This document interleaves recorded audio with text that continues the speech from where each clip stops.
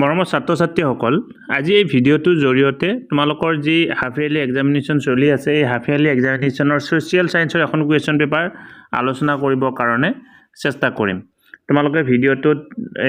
MCQ কিমানটা আহিছে এই কথাটো গম পাবা লগতে VSA অৰ্থাৎ ভেৰি শৰ্ট এনসাৰ কিমানটা আহিছে এই কথাখিনিও গম পাবা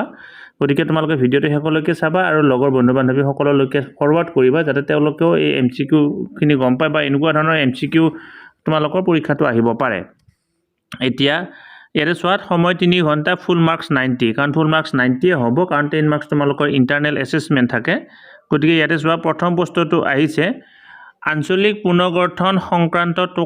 টকাক জনা গৈছিল হেতু হৈছে ৰিজলি পেপাৰ তাৰপিছত বি নম্বৰটো হৈছে অসমত ইংৰাজে দাস প্ৰথা বিলুপ্তি ঘটাইছিল 1843 চনত সি নম্বৰটো হৈছে মনিৰাম দেৱানৰ লগত কাক ফাঁচীৰ কাঠত ওলমা হৈছিল পিয়লি বৰুৱা ইয়াতে তোমালোকে চোৱা এটা প্ৰশ্নৰ পৰিৱৰ্তে 4টাকে অপচন আছে আৰু যেতিয়া এটা প্ৰশ্নৰ পৰিৱৰ্তে 4টাকে অপচন থাকে তেনেকুৱা ধৰণৰ প্ৰশ্নক MCQ বুলি কোৱা হয় আৰু তোমালোকৰ MCQ এই প্ৰশ্নখনত আহিছে 20টা আৰু তোমালোকৰ বছৰিক তোমালোকৰ যি মেট্ৰিক পৰীক্ষাটো MCQ 20টাই আহিব তাৰপিছত তোমালোকে চোৱা IUCN সংস্থাটো কোনটো আন্তঃৰাষ্ট্ৰীয় সংস্থাৰ অন্তৰ্গত এটো হৈছে ইউনেস্কো ইয়াতে ইউনেস্কোটো মানে ICC আৰু ইউনেস্কো আছিলে গতিকে এটো কি হ'ব UNO ইউনাইটেড নেশনাল অৰ্গানাইজেশন তো গোলকীয় উত্তাপ বৃদ্ধি হল এটা আন্তঃৰাষ্ট্ৰীয় সমস্যা গোলকীয় উত্তাপ বৃদ্ধিটো তোমালোকৰ অকল ভাৰতবৰ্ষত নহয় চীনত নহয় সমগ্ৰ বিশ্বতে হৈছে গতিকে এটো এটা হৈছে আন্তঃৰাষ্ট্ৰীয় সমস্যা বায়ুমণ্ডলত কাৰ্বন ডাই অক্সাইড গেছৰ পৰিমাণ কিমান আমি জানো 0.03%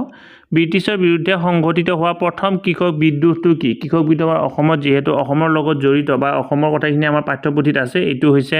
ফুলগৰি ধাৱা 1961 চনত হৈছিল কোনটো আন্দোলনৰ সময়ছোৱাত গান্ধীজীয়ে কৰিম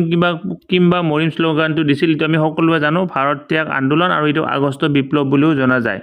মৰুকৰণৰ দ্বাৰা সৰ্বাধিক আক্ৰান্ত মহাদেশখন হৈছে আমাৰ মহাদেশ 7খন মহাদেশৰ ভিতৰত উত্তৰ আমেৰিকা মৰুকৰণ প্ৰক্ৰিয়াৰ দ্বাৰা আটাইতকৈ বেছি পৰিমাণে প্ৰভাৱান্বিত হৈছে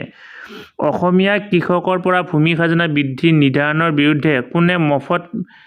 মিলছক আজি লিখিছিল এটো হৈছে আনন্দৰাম ঢেকিয়াল ফুকন নিয়ান দেৱানক কোন বঙালী মুক্তিয়াৰ সহায় কৰিছিল এটো হৈছে মধু মল্লিক দ্বিতীয় ঘূৰ্ণীয়া মেজমেল অনুষ্ঠিত হৈছিল লণ্ডনত এটো আমি জানো ডেমক্ৰেসি শব্দটো কোন ভাষাৰ পৰা আহিছে গ্ৰীক শব্দৰ পৰা আহিছে কেবিনেট মিছন কেতিয়া ভাৰতবৰ্ষলৈকে আহিছিল 1946 ত আহিছিল আৰু কেবিনেট মিছন অহাৰ উদ্দেশ্যটো হৈছে তেওঁলোকে সেই সময়ত ইংলেণ্ডত শ্ৰমিক দলৰ চৰকাৰ আছিল আৰু 1946 চনত তিনিজনীয়া এটি মন্ত্ৰীৰ দল ভাৰতবৰ্ষলৈকে পঠাইছিল যাতে ভাৰতবৰ্ষৰ স্বাধীনতা দিয়াৰ আগতে সংবিধানখন প্ৰস্তুত কৰাৰ ক্ষেত্ৰত তেওঁলোকে আগভাগ ল'ব পাৰে তাৰপিছত মুদ্ৰাৰ ক্ৰমবিকাশৰ জন্তুমান পৰ্যায়ত বিশেষকৈ কি বস্তুক বিনিময় মাধ্যম হিচাপে ব্যৱহাৰ কৰা হৈছিল এটো হৈছে ছাগলী মহাত্মা গান্ধীয়ে দক্ষিণ আফ্ৰিকাত প্ৰকাশ কৰি উলিওৱা বাতৰি কাকতখনৰ নাম হৈছে ইণ্ডিয়ান অপিনিয়ন ছাত্ৰ সংসদ গঠন কৰিছিল এটো প্ৰশ্নটো ইয়াতে দুটা অপচন এটা অপচন আছে পিছৰ পেজটো তিনিটা অপচন আছে মনিৰাম দেৱানক কোন বঙালী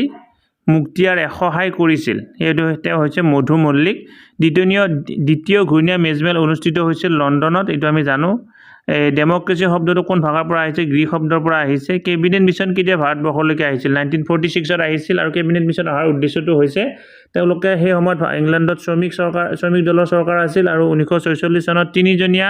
এটি মন্ত্ৰীৰ দল ভাৰতবৰ্ষলৈকে পঠাইছিল যাতে ভাৰতবৰ্ষৰ স্বাধীনতা দিয়াৰ আগতে সংবিধানখন প্ৰস্তুত কৰাৰ ক্ষেত্ৰত তেওঁলোকে আগভাগ ল'ব পাৰে তাৰপিছত মুদ্ৰাৰ ক্ৰমবিকাশৰ জন্তুমান পৰ্যায়ত বিশেষকৈ কি বস্তুক বিনিময় মাধ্যম হিচাপে ব্যৱহাৰ কৰা হৈছিল এটো হৈছে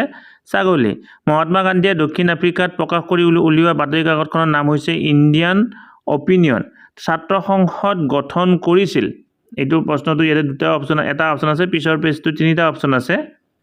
হেতু হৈছে সুৰেন্দ্ৰনাথ বন্দ্যোপাধ্যায় কাৰ কাৰ্যকালত বংগ বিভাজন আঁচনিখন কাৰ্যকৰী হৈছিল এটো আমি সকলোৱে জানো লৰ্ড কাৰ্জন এনেকুৱা ধৰণে তোমালোকে চোৱা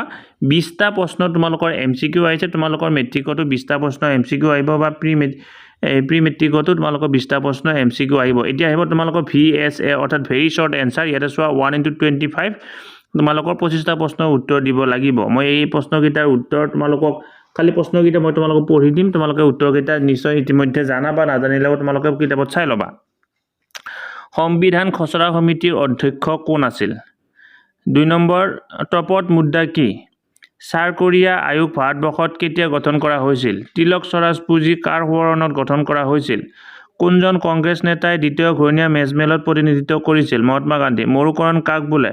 চৌৰি চৌৰাৰ ঘটনা কেতিয়া সংঘটিত হৈছিল সীমান্ত গান্ধী নামেৰে কাক জনা যায় খান আব্দুল গাফুৰ খান যুক্তৰাষ্ট্ৰৰ গৃহভূমি বুলি কাক কোৱা হয় যুক্তৰাষ্ট্ৰৰ গৃহভূমি হৈছে আমেৰিকা যুক্তৰাষ্ট্ৰ প্ৰাথমিক বৃত্তি এটা উদাহৰণ কৃষি বেংক কি জীৱীয় সম্পদ কাক বোলে পৃথিৱীত কিমান শতাংশ স্থলভাগে আৱৰি আছে জল প্ৰদূষণ কি বিনিময় প্ৰথা কি মুদ্ৰা কি সত্যাগ্ৰহ শব্দটোৰ অৰ্থ কি লেফটেনেণ্ট সিংগাৰ কোন আছিল 1861 চনৰ জয়ন্তীয়া বিদ্ৰোহৰ নেতৃত্ব কোনে দিছিল আজাদ হিন্দ ফৌজৰ প্ৰতিষ্ঠাতা কোন ভাৰতীয় ৰিজাৰ্ভ বেংক কোন চনত প্ৰতিষ্ঠা হৈছিল 1935 চন নিৰপেক্ষ সামগ্ৰী কি দামোদৰ নদী ক'ত অৱস্থিত মুদ্ৰাৰ এটা কাৰ্য লিখা মহাত্মা গান্ধীয়ে কিমান চনত ভাৰতীয় আন্দোলন আৰম্ভ কৰিছিল 1942 চনত গতিকে এনেকুৱা হ'ল এতিয়া 45টা প্ৰশ্ন তোমালোকৰ ইতিমধ্যে পালা আৰু এই 45টা প্ৰশ্ন তোমালোকে ভালদৰে কৰিলে 5টা প্ৰশ্ন যদিও ভুল হোৱা বুলি আমি ধৰি লম তোমালোকৰ কিমান হ'ব 40 নম্বৰ তোমালোকে পাবৰ কাৰণে সক্ষম হ'ব গতিকে মই তোমালোকৰ আগৰ ভিডিঅ'ত কৈছিলোঁ যে কি এইবাৰ সমাজ বিজ্ঞান বিষয়টো তোমালোকৰ লেটাৰ পাবৰ কাৰণে বহুত সহায়ক হ'ব গতিকে তোমালোকে অলপ যত্ন কৰি পঢ়িলে সমাজ বিজ্ঞান বিষয়টোত লেটাৰ পাবৰ কাৰণে সক্ষম হ'বা এতিয়া 45টা প্ৰশ্ন গ'ল ইতিমধ্যে তাৰ পিছত তোমালোকৰ আন যিবিলাক প্ৰশ্ন আছে প্ৰশ্নবিলাক আহিব লং কুৱেশ্যন কিটা তোমালোকৰ বেলেগ ডিস্ট্ৰিক্টৰ লগত নিমিলিব পাৰে গতিকে প্ৰথমতে মই অকল তোমালোকৰ MCQ কিটা কৈ দিলোঁ এনেকুৱা ধৰণে তোমালোকৰ পৰীক্ষাৰ কাৰণে প্ৰস্তুতি চলাবা বুলি আশা কৰিছোঁ ধন্যবাদ